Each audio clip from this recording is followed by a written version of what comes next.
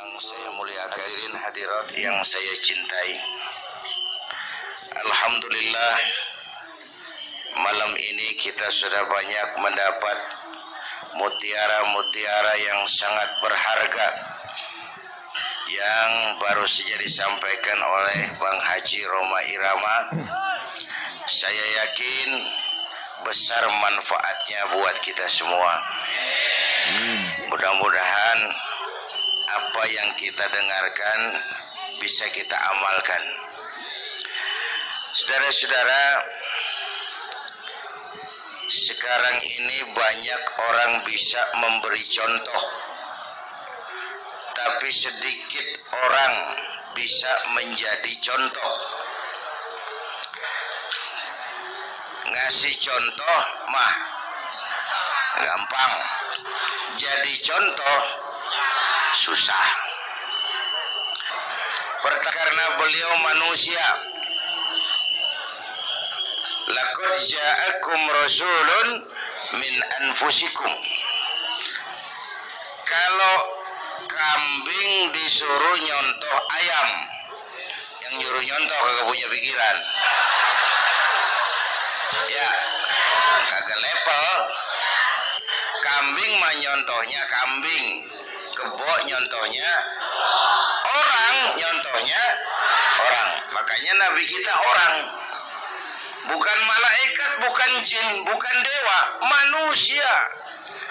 Kalau manusia disuruh nyontoh manusia, itu perintah masuk akal, predispositionnya sama. Kalau disuruh nyontoh malaikat mah ribet kan.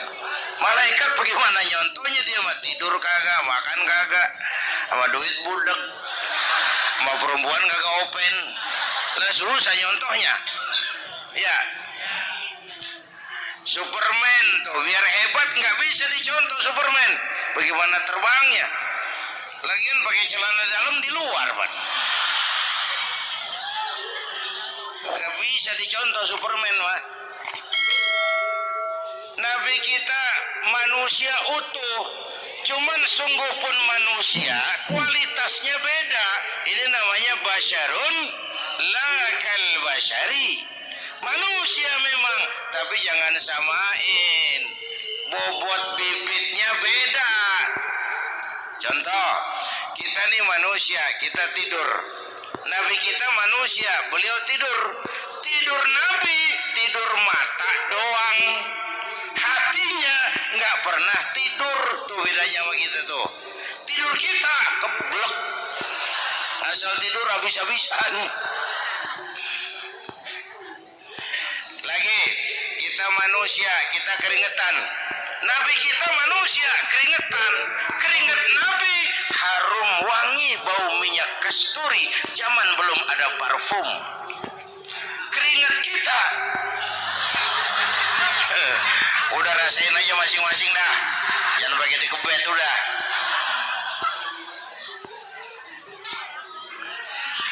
Contoh lagi, kita nih manusia nih, kita beludah nggak? Nabi kita manusia, beliau juga beludah. Ludah Nabi obat, ludah Nabi itu kan waktu mau hijrah kan sama Sayyidina Abu Bakar, sampai di Gua Sur, Sayyidina Abu Bakar bilang, saya turun duluan ke gua ya Rasul. Ngapain? Bersihin gua, takut ada binatang berbisa. Silakan turun. Sayyidina Abu Bakar bersihin gua. Bener tuh, tangannya digigit kalajengking, sakit, ngebet, bengkak. Kalajengking Arab ya, emang di Arab kejadiannya. Her menyaut aja bener. Ditahan aja. Udah aman ya Rasul, silakan turun. Lama-lama dalam gua berduaan kelihatan juga Sayyidina Abu Bakar mukanya pucat. Nabi tanya, "Ma balu kayak Abu Bakar?" Abu Bakar kenapa? Nggak apa-apa. Berat meninggalkan Mekah? Enggak. Malas hijrah ke Madinah? Enggak. Takut diubur-ubur Quraisy? Orang kata enggak, itu mah enggak. Lah kenapa muka kamu pucat? Tangan digigit kalajengking. Ngapa nggak ngomong dari tadi? Saya nggak mau nyusahin Tuhan ya Rasul. Biar saya tahan, asal jangan nyusahin Tuhan. Jangan begitu kau. Sini tanganmu, diambil sama baginda Nabi. Bismillahirrahmanirrahim. Cuh, diludahin. Ringkes sembuh saat itu juga. Ludah Nabi. Pengen tahu kita yang ludahin. Bengkak campur koreng.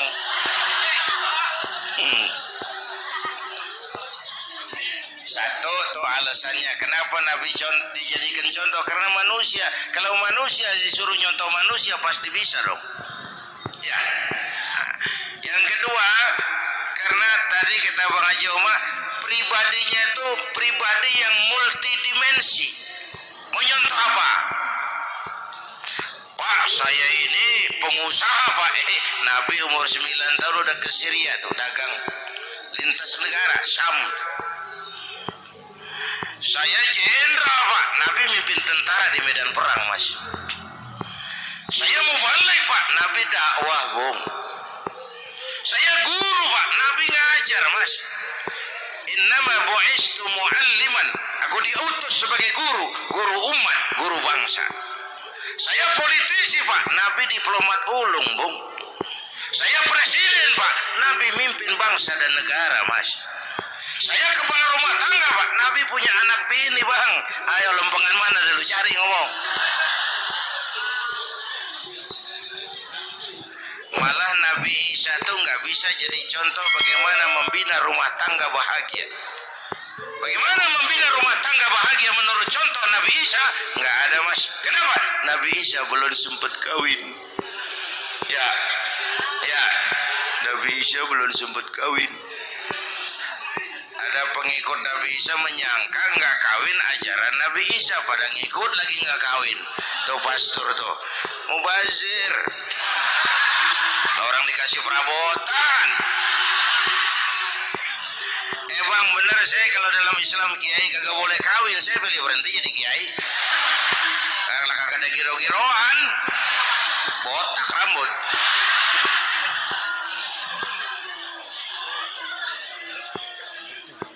Makanya Bang Haji Umar cerita poligami saya girang banget tadi. Bukan yang ngomong ahlinya soalnya.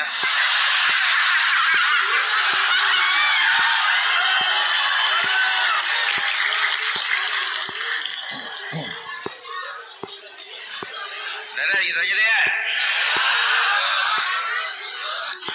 Nah kata Imam Busair ini yang dahsyat.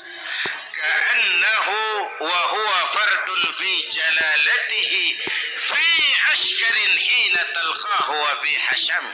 Sepertinya kehebatan Rasulullah itu sama, baik sendiri maupun di tengah tentara. Artinya begini, orang hebat banyak, tapi yang hebat di mana-mana susah nyarinya.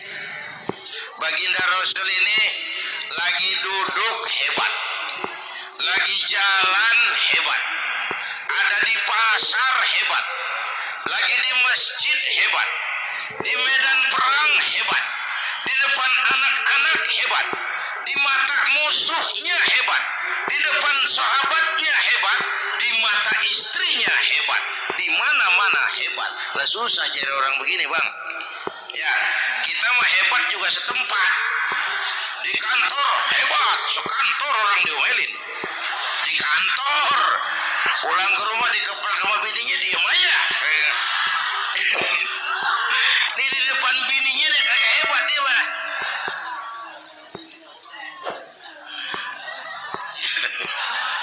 Oke, lalu kalau begitu soalnya apa yang mau kita contoh? Saya sampaikan 3 aja. Pertama, Nabi kita ini tokoh yang sejak kecil udah ditempa kesusahan. Bu, tadi kata Bang Haji, Islam mengangkat derajat kaum perempuan karena perempuan banyak melahirkan orang besar. Lihat Sayyidah Aminah, ibunda baginda Nabi, melahirkan anak pertama tanpa didampingi suami. Meninggal suaminya, sedih hatinya, remuk perasaannya, tapi tegar jiwanya. Dilahirkannya bayi bernama Muhammad, diasuhnya penuh kasih sayang, diantarnya menjadi orang besar dan memang dibesarkan oleh Allah. Itu contoh tuh Bu. bilangin anak-anak tong bocah Nabi ngangon kambing tong sekolah tong jadi orang gede baba lu tibang tamat SD lu sarjana lu baba lu cuman jadi RT lu jadi camat lu biarin malu baba lu pala jadi kaki jadi pala asal lu terus sekolah bu anak sekolahin gelang doang digedein lu nih kan kita Betawi no pendidikan ngentengin banget kotan udah dong jangan tinggi-tinggi sekolah udah nggak mau mak bawa lu kagak sekolah hidup no hidup dong pun jamu monyet juga hidup bu anak sekolahin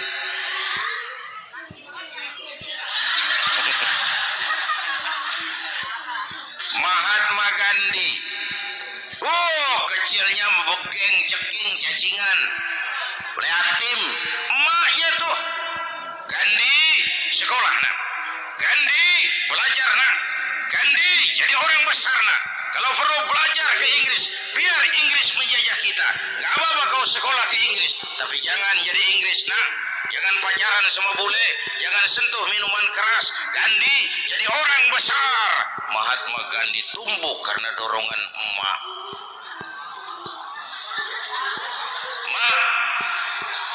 udah yatim James Watt Kang Bandrek emaknya tuh yang dorong tuh jadi orang besar belum lagi perempuan yang jadi besar di Indonesia ada Kartini di Jawa Tengah ada Dewi Sartika di Jawa Barat Dewi Sartika di Bengkulu ada Fatmawati Soekarno sang penjahit bendera merah putih di Aceh muncul Laksamana Malahayati disusul kemudian oleh Cut Nyadin baru kemudian muncul Cut Koko Cut Membe Cut ya udah tak cut lain dah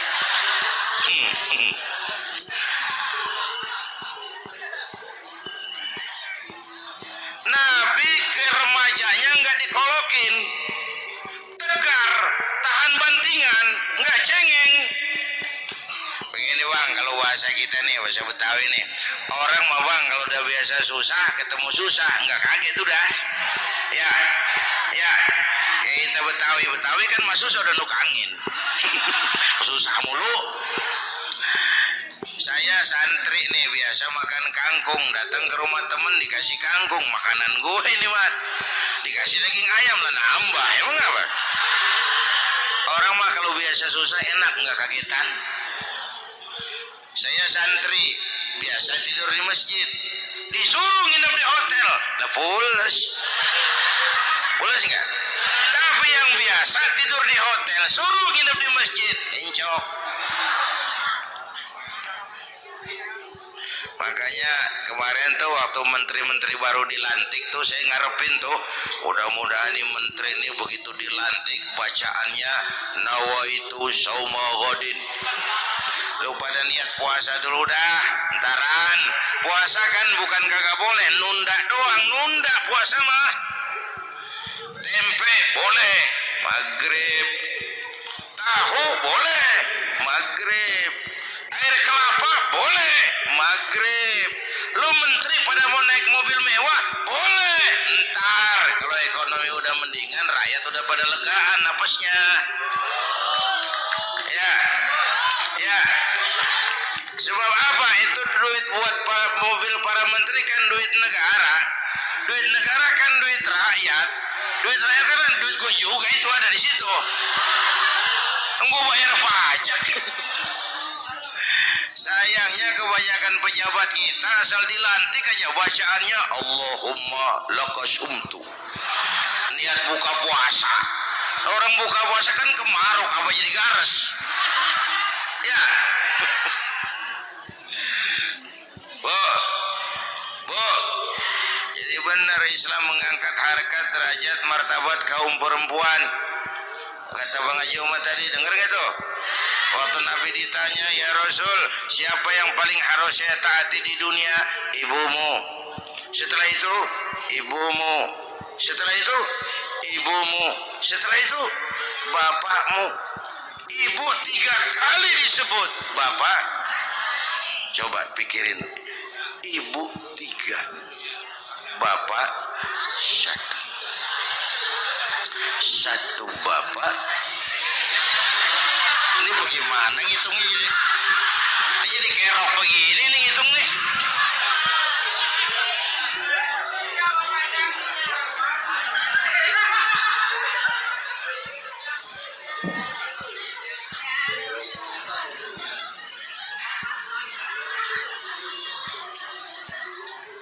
Jangan takut ngadepin susah. Hidup nih keras, kerja keras, perseringat, banting tulang.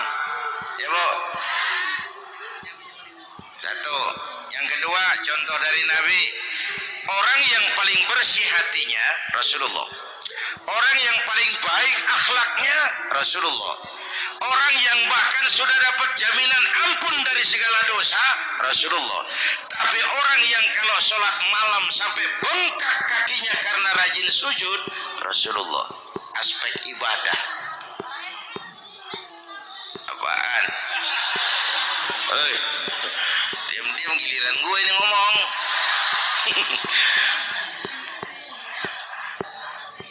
Lu ngomong lagi udah gue pulang.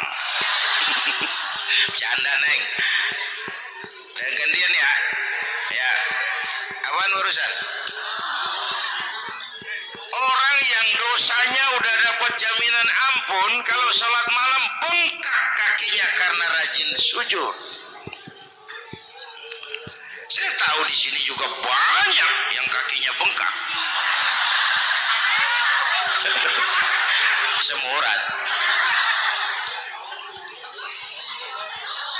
Oke. Kira-kira 3 minggu yang lalu saya menghadiri haul akbar Syekh Maulana Malik Ibrahim di Gresik. Haul ke-609. Dari situ saya ke Surabaya ikut zikir sama keluarga besar Tarbiyatul Qulub. Waktu zikir saya terkejut.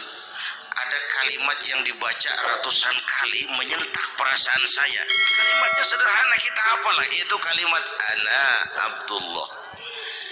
Dibaca ratusan kali, ana Abdullah, ana Abdullah, ana Abdullah, ana Abdullah. Buat saya itu menyentak karena memperteguh komitmen saya hamba Allah, saya hamba Allah. Itu mah Pak Zainuddin kan biasa, itu mah kita semua juga hamba Allah. Betul. Ayo kita bikin luar biasa. Saya mau tanya, bapak, ibu hamba Allah apa bukan? 3 orang. Ibu hamba Allah apa bukan? Hamba Allah. Kata siapa? Nah, kata ibu sendiri. Kalau kata sendiri, pan namanya pan ngaku. Ya, orang ngaku mah boleh dong, tiba ngaku. Namanya juga ngaku. Cuman diakuin apa enggak, kita pan belum tahu. Ngaku mah murah, diakuin mahal. Ya, yang gampang dah. Ibu kenal sama Presiden SBY? Kenal. Presiden SBY kenal sama ibu? Lo ngaku lo. Ngaku.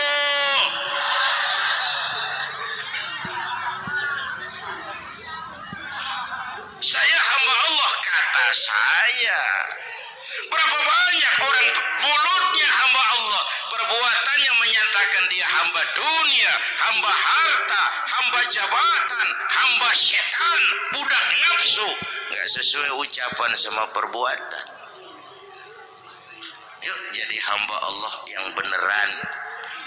Jangan separuh-separuh kita mapan asal sakit mah hamba Allah. Ya Allah, ya Allah, lagi sakit.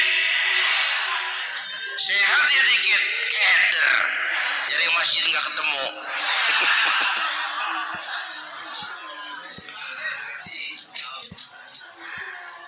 Apalagi kata Bang Haji tadi nih, kita nih kan zaman entertain nih. Orang pada pinter bikin bungkusan sekarang Bang. Ya, abad entertain, orang pada bangun pencitraan. Tadi itu kiai sama dukun tipis bedanya. Dukun pada pasang iklan sekarang, ketik rek. Waduh, sampean lahir hari Selasa, nggak cocok di air, ono di hutan sono, larang udah dagang es jadi berhenti, nggak cocok di air.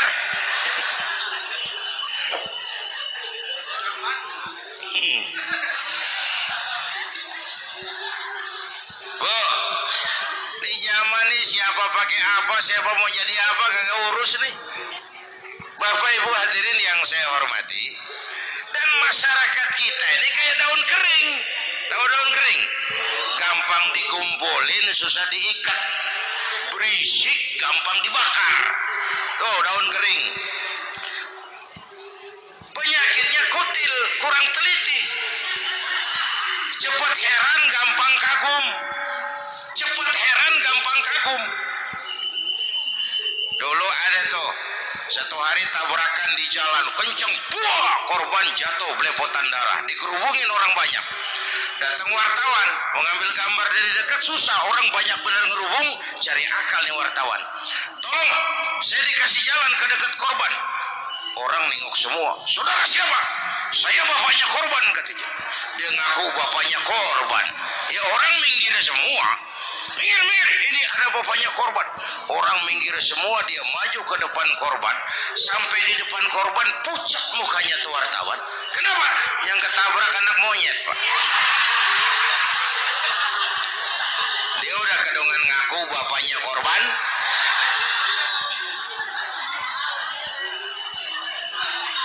Bu, ini cerita pendek tapi pesannya lumayan nih. Kalau belum kenal bener mah jangan buru-buru ngakuin, ya. Dia kagak tahu yang ketabrak siapa, main ngakuin aja. Saya bapaknya korban. Lu makan lu jadi bapak monyet sono. Makanya jagain kampung kita nih, jangan kemasukan yang aneh-aneh, ya. Nabi palsu, aliran aneh. Ini bid'ah, itu bid'ah. Kuno yang kayak begitu, capek kita ngurusin begitu. Udah kelewatan. Ya. Yang tahlil terusin. Yang kagak suka nggak apa-apa, cuman jangan ngomelin yang tahlil. Orang tahlil juga pakai dalil. Yang mabok masih banyak, yang tahlil diomelin. Kita nih kayak kurang kerjaan. Akhirnya rame turu-turu kita. Padahal yang harus kita kembangkan kan rukun antar umat seagama, rukun antar umat beragama, rukun antar umat beragama dengan pemerintah, kata Bang Haji Umar tadi. Rukun antar umat seagama, turu-turu kita muslim nih kudu rukun. Beda pendapat boleh, marahan jangan. Ya. Tangan kanan sama tangan kiri juga beda, cuman rukun. Asal kiri gatal nih, kanan kagak diundang, dia datang aja nggak rugin. Nggak ada kiri gatal kanan ngomel, lu garuk aja sendiri. Enggak, dia mah akur, ya Bu.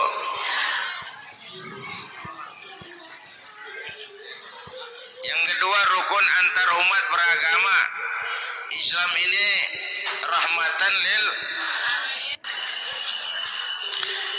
Yang ketiga, rukun antar umat beragama dengan pemerintah. Ini mah kita kan bermasyarakat sama juga sembahyang berjamaah. Ada imam, ada makmum.